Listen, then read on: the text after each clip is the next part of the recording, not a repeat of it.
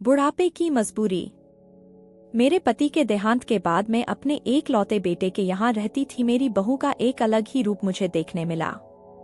साथ ही बेटे का भी। दोनों के मन में क्या है मैं अच्छे से जानती हूँ। वो चाहते हैं कि मैं वृद्धा आश्रम चली जाऊं। उनके जाने के बाद मुझे यह सब देखना और सुनना पड़ेगा, इसका मुझे अंदाजा भी नहीं था। पर मैं मन मानकर अपने बेटे और बहू की बातें सुनकर भी यहाँ रहती हूँ, क्योंकि मुझे मेरे पोते और पोती दिखाई देते हैं। उनकी झलक पाकर मुझे सुकून मिलता है।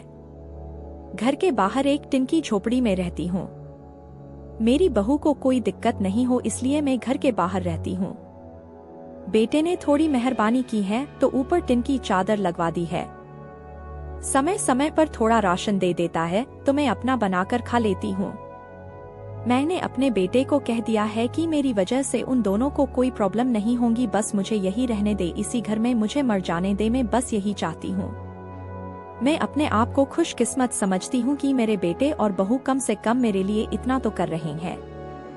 मेरा बेटा सुबह 9 बजे नौकरी जाता है और बच्चे भी उसी समय स्कूल जाते हैं। फिर शाम को 6 बजे मेरा बेटा वापस आता है। बच्चे 3 बजे आते हैं। उन्हें आते जाते निकलते देख मुझे बड़ा सुकून मिलता है। मेरे पति के दोस्त जब कई दिनों बाद आए। मेरे पति के दोस्त थे, उनकी पत्नी का भी स्वर्गवास हो गया है। उस समय पर वो हमारे घर पर आया करते थे। उनसे हमारे अच्छे रिश्ते थे। उनका घर हमारे घर से थोड़ी दूरी पर था। पैरों में समस्या हो गई थी, ठीक से चल भी नहीं पाते थे। वो बड़े दिनों बाद मेरे यहाँ आए। मुझे उन्हें देखकर अच्छा लगा। उनका हाल भी मेरी तरह ही था। बच्चे अब उनसे भी परेशान थे। आकर मेरे पास अपना दुखड़ा रोते थे और उन दिनों को याद करते थे। बुढ़ापा हम जैसों को बहुत रुलाता है।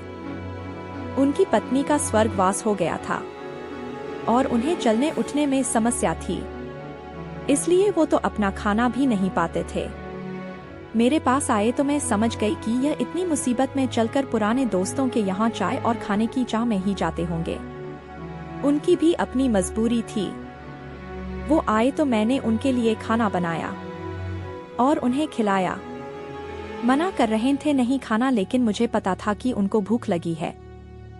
बहू ने खाना नहीं दिया। मेरी बहू ने मुझे और उन्हें खाना खाते देख लिया। वो कुछ भी ना बोली। ऐसे ही वो यहाँ 2 से 3 बार आए। जब भी वो आते मैं उन्हें खाना खिलाती। फिर उनके जाने के बाद जब मेरा बेटा आया तो बहू कहती है कि तुम्हारी माँ कितनी बेशर्म है, पता नहीं किस किस को आजकल बुलाकर खाना खिला रही है। बड़ी मुश्किल से कमाया जाता है और यह लुटाने में लगी। इनका राशन बंद करो, कुछ दिन भूखी रहेगी तो अक्ल ठिकाने आएगी। मैंने कहा कि मैं अपने हिस्से का उन्हें खिलाती हूँ, तुम्हारे पिता के पुराने मित्र हैं। फिर भी बहू का उल्टा सीधा बोलना शुरू रहा। घर के बाहर रहकर इनको आज़ादी मिल गई है, पता नहीं क्या क्या करती है। बेटा भी बोला कि कुछ दिन भूखा ही रहने दो इन्हें। मुझे मेरे बेटे ने घर के पीछे सीढ़ी के पास ले जाकर बिठा दिया। कहा कि अब यही बैठो। मेरे तो अब आंसू भी सूख गए थे। अगले दिन मुझे खाना नहीं मिला। मेरे टिन के उस छोटे से कमरे को बहू ने तोड़ दिया। तब मुझे लगा कि अब मैं गलत कर रही हूँ।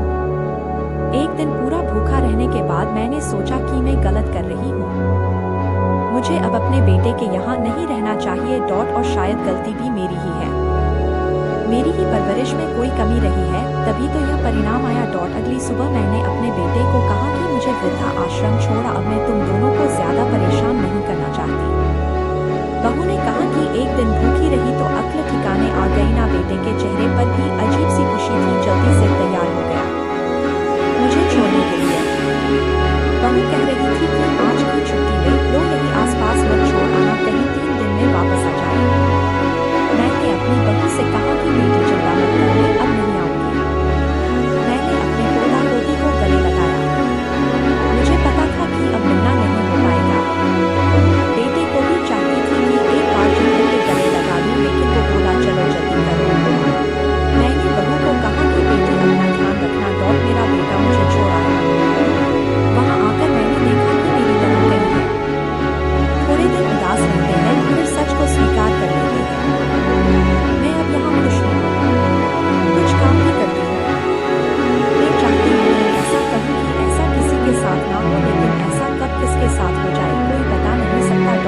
माँ बाप को ऐसे समय के लिए भी तैयार रहना चाहिए।